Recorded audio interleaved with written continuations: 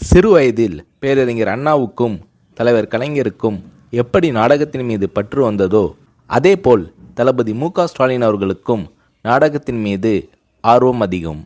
அவர் வளர்ந்த சூழ்நிலை அரசியல்வாதிகளின் கருத்துக்கள் உலா வந்த காலம்.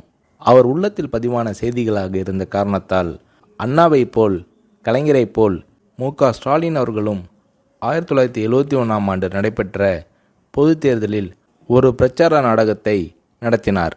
முரசே முழங்கு என்று பெயர். நாடகத்தில் தலைவர் கலைஞர் வேடத்தை தளபதி அவர்கள் ஏற்று நடித்தார். நாடகத்திற்கு எம்ஜிஆர் அவர்கள் தலைமை தாங்கினார். நாடகத்தை இறுதி வரை தரையில் அமர்ந்து பார்த்துவிட்டு தளபதி மு.க.ஸ்டாலின் அவர்களை வெகுவாக பாராட்டினார் எம்ஜிஆர். தளபதி மு.க.ஸ்டாலின் அவர்கள் அந்த இளம் வயதிலேயே எம்ஜிஆர் அவர்களிடம் எவ்வளவு நெருக்கமும் உரிமையும் பெற்று வளர்ந்தார் என்பதற்கு முரசே முழங்கு நாடக அரங்கேற்றமே ஒரு உதாரணமாகும். அது மட்டுமல்ல, எம்ஜிஆர் அவர்கள் படம் வெளியாகும்போது முதல் காட்சியிலேயே எம்ஜிஆர் அவர்களின் திரைப்படத்தை தியேட்டரில் மு.க.ஸ்டாலின் அவர்கள் பார்த்து விடுவார். எம்ஜிஆர் அவர்களும் தொலைபேசியில் தொடர்பு கொண்டு, என்ன தம்பி படம் பார்த்தியா, படம் எப்படி உள்ளது என்று ஸ்டாலின் அவர்களிடம் கேட்பார். மு.க.ஸ்டாலின் அவர்களும் தான் ரசித்த காட்சிகளை சொல்வார். அத்தகைய பாசமும் பண்பும் கொண்டு பழகினார் தளபதி மு.க.ஸ்டாலின் அவர்கள்.